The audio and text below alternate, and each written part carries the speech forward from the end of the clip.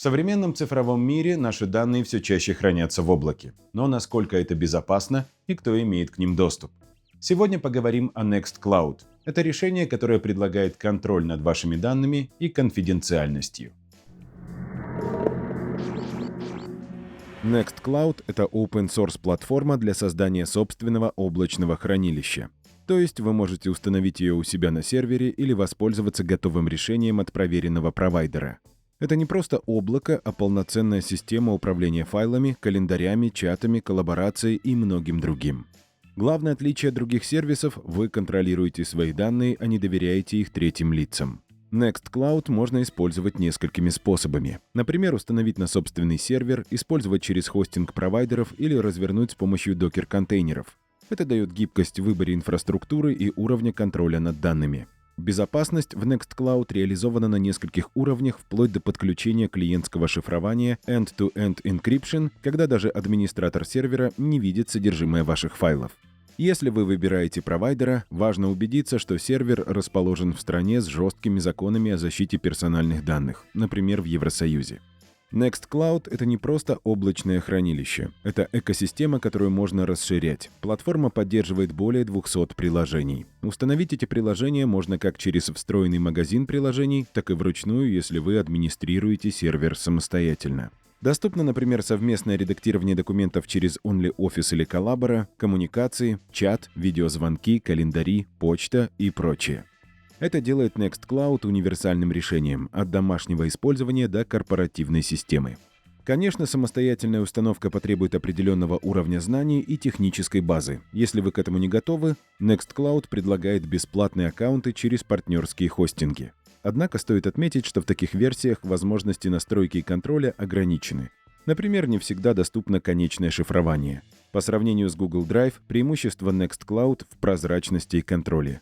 Google, к примеру, может сканировать ваши данные на предмет рекламы или модерации. На главной странице идем в раздел «Скачать», пункт «Создать бесплатно с помощью провайдера». Выбор провайдера невелик, у меня всего два – Tab Digital и The Good Cloud. Здесь представлены основные характеристики. И главное, где расположены сервера хранения данных. Это важно, возвращаясь к закону о защите персональных данных. При прочих равных условиях выберу все-таки 8 гигабайт. Дальше вводим свою почту, и останется только задать пароль и верифицировать аккаунт через письмо на почте.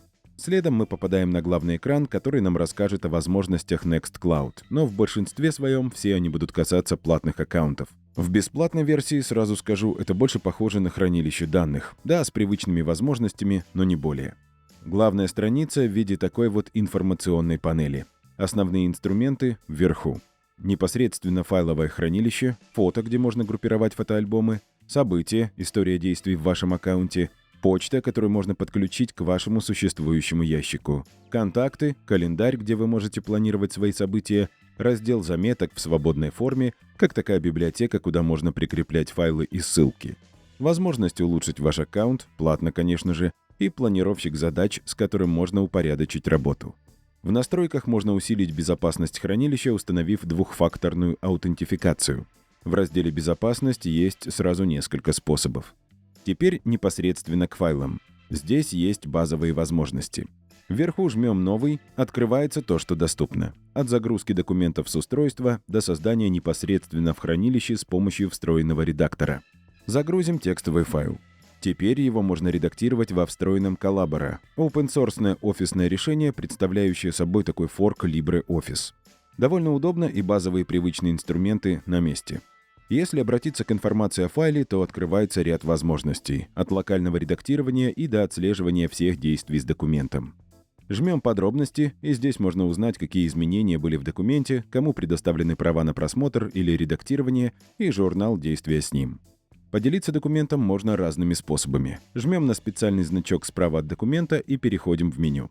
Первое — общий доступ по ссылке. Небезопасно, потому что ссылки могут расшаривать кто угодно и куда угодно, но можно установить ряд ограничений, не только просмотр и редактирование. В пользовательских настройках, например, можно установить пароль или задать срок действия прав для пользователя. Кроме того, можно выдать доступ непосредственно по почтовому ящику. Для Google Drive, например, такой способ является более безопасным, чем доступ всем, у кого есть ссылка. таком случае человек получит ссылку, зайдет, увидит вот такое приветственное окно и должен будет представиться. Никаких неопознанных крокодилов. Редактировать также можно смело. Конечно, файлы можно добавлять и целыми папками, а дальше уже устанавливать доступ как на всю папку целиком, так и на отдельные файлы внутри нее. Ну а если возникнут вопросы, как пользоваться хранилищем, разработчики сразу заботливо сложили все мануалы.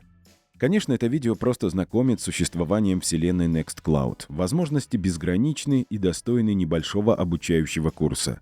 Как минимум по разным способам установки. Но самое главное, важно понимать для себя баланс. Полная приватность, но тогда вам нужна техническая база и администратор, или готовые решения, где вы больше ограничены в возможностях, но часть забот берет на себя провайдер. Это как частный дом или квартира. С одной стороны, дом — это полная свобода от соседей и все исключительно для тебя, но ты сам должен все это делать и контролировать. Или готовое решение от застройщика, но будьте любезны, не шуметь после 23:00. Подведем итог. Если вы ищете альтернативу коммерческим облачным сервисам с акцентом на приватность и контроль, Nextcloud — отличный вариант для рассмотрения.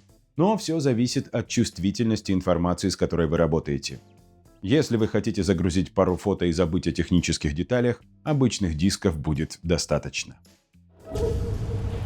На этом все. Пожалуй, в современном мире самое главное — оставаться людьми. Во всех смыслах. Александр Рыбаков, Теплица социальных технологий.